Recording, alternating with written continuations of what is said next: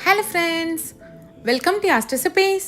இன்றைக்கி நம்ம சேனலில் ரொம்பவே சூப்பரான ஒன் பாட் சாம்பார் சாதம் தான் எப்படி செய்யறதுன்னு பார்க்க போகிறோம். இந்த சாம்பார் சாதம் செய்கிறது ரொம்ப ஈஸி. டக்குன்னு ஒரு 10 நிமிஷத்தில் செஞ்சிடலாம். இந்த சாம்பார் சாதத்துக்கு பெருசாக தொட்டுக்கே வேணாம், லைட்டாக ஊறுகாய் வச்சு தொட்டு சாப்பிட்டிங்கனாலே அவ்வளோ டேஸ்ட் சூப்பராக இருக்கும். இதை லஞ்ச் பாக்ஸ்க்கும் பேக் பண்ணி கொடுக்கலாம். எப்படி செய்யறதுன்னு பார்க்கலாமா? ஃபர்ஸ்ட் அது செய்யறதுக்கு நான் 1 கப் அளவுக்கு சாப்பாட்டு அரிசி எடுத்திருக்கேன்.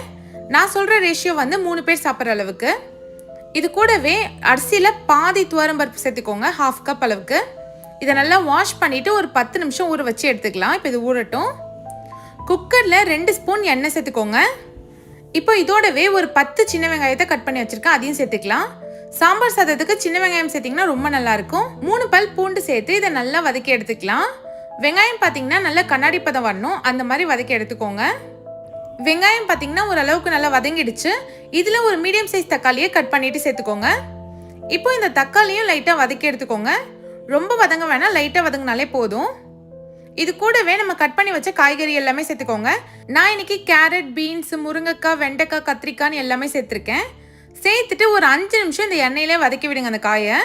இது கூடவே உங்களுக்கு வேறு ஏதாச்சும் காய் சேர்க்கணுன்னாலும் நீங்கள் சேர்த்துக்கலாம். முள்ளங்கி அந்த மாதிரி எது வேணாலும் சேர்த்துக்கலாம். இப்போ 1/2 ஸ்பூன் மஞ்சள்தூள் சேர்த்துக்கோங்க. 1 ஸ்பூன் தனி மிளகாத்தூள் சேர்த்துக்கலாம். 1 ஸ்பூன் சாம்பார் பவுடர் சேர்த்துக்கலாம். இப்போ சாம்பாருக்கு தேவையான அளவுக்கு உப்பு சேர்த்துக்கோங்க. நான் ஒரு 1 ஸ்பூன் ஃபுல்லாக சேர்த்துருக்கேன். சேர்த்துட்டு இதையும் லைட்டாக ஒரு வாட்டி எண்ணெயில் வதக்கி விடுங்க.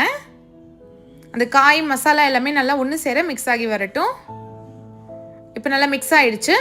இதில் நம்ம ஊற வச்ச அரிசி பருப்பு சேர்த்துக்கோங்க. இப்போ ஒரு சின்ன நெல்லிக்காய் சைஸ் அளவுக்கு புளியை ஊற வச்சு வச்சுருந்தேன், அதையும் சேர்த்துக்கலாம். புளி ரொம்ப சேர்க்கக்கூடாது, லைட்டாக சேர்த்திங்கனாலே போதும். 1 கப் அரிசி 1/2 கப் பருப்பு எடுத்துருக்கோம். அதுக்கு நம்ம 6 கப் அளவுக்கு தண்ணி சேர்த்தோன்னா கரெக்டாக இருக்கும். சேர்த்துட்டு லைட்டாக ஒரு வாட்டி மிக்ஸ் பண்ணி விட்டுக்கலாம். இப்போ தண்ணி நல்லா கொதிக்க ஆரம்பிக்கட்டும். பாருங்கள், கொதிக்க ஆரம்பிச்சிடுச்சு. குக்கர் மூடி 4 விசில் வச்சு எடுத்துக்கோங்க. இப்போ இது ப்ரெஷர் ரிலீஸ் ஆகட்டும். அதுக்குள்ளே நம்ம தாளிப்பு ரெடி பண்ணிக்கலாம். அதுக்கு கடாயில் 2 ஸ்பூன் எண்ணெய் சேர்த்துக்கோங்க. 2 ஸ்பூன் நெய் சேர்த்துக்கலாம். 1/2 ஸ்பூன் கடுகு சேர்த்துக்கோங்க. கடுகு நல்லா பொரிஞ்சதும் 1/2 ஸ்பூன் சீரகம் சேர்த்துக்கோங்க. இது கூடவே 5 சின்ன வெங்காயத்தை கட் பண்ணிவிட்டு சேர்த்துக்கலாம். ஒரு கொத்து நல்லா ஃப்ரெஷ்ஷான கருவேப்பிலை சேர்த்துக்கோங்க. சாம்பார் சாதத்துக்கு நல்லா தாராளமாகவே கருவேப்பிலை சேர்த்துக்கலாம். ஒரு 5 போல் குண்டு காஞ்ச மிளகாய் சேர்த்துருக்கேன். 1/2 ஸ்பூன் பெருங்காயத்தூள் சேர்த்து இதை நல்லா தாளித்து விட்டுக்கலாம். வெங்காயம்லாம் நல்லா சுருங்கி வரணும், அந்த மாதிரி தாளித்து விட்டுக்கோங்க. இப்போ நம்ம ஆல்ரெடி சாம்பார் சாதம் ரெடி பண்ணி வச்சுருந்தோம், அதில் இந்த தாளிப்பை சேர்த்து நல்லா மிக்ஸ் பண்ணி விட்டுக்கலாம். சாம்பார் சாதம் பாருங்கள் நல்லா கரெக்டான கன்சிஸ்டன்சியில் இருக்குது. உங்களுக்கு திக்காக இருக்க மாதிரி இருந்துச்சுன்னா நீங்கள் 1 கப் அளவுக்கு சுடு தண்ணியை கூட சேர்த்துக்கலாம். இப்போ எனக்கு கரெக்டாக இருக்குது, நான் எதுவுமே சேர்க்கலை.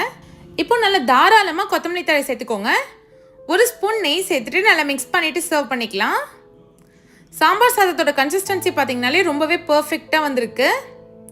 நான் சொன்ன அளவுகளில் நீங்கள் செஞ்சு பார்த்தீங்கன்னா உங்களுக்குமே ரொம்பவே டேஸ்டியான சாம்பார் சாதம் ரெடி பண்ணிடலாம்.